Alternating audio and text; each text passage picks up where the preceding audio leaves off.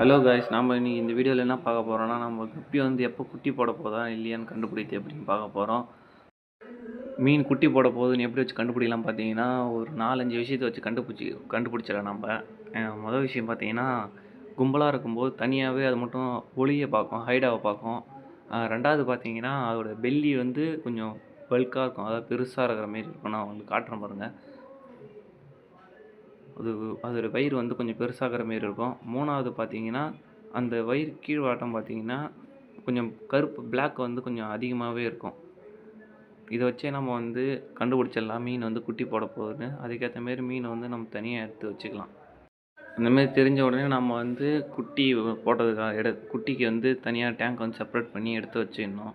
அது எந்த வியூவிலேருந்து பார்த்தாலும் பல்ஜியாக இருக்கும், வயிறு வந்து பல்ஜியாக இருக்கும். அதாவது எல்லாமே பல்ஜியாக இருந்தால் குட்டி போட போகுதுன்னு அர்த்தம் இல்லை.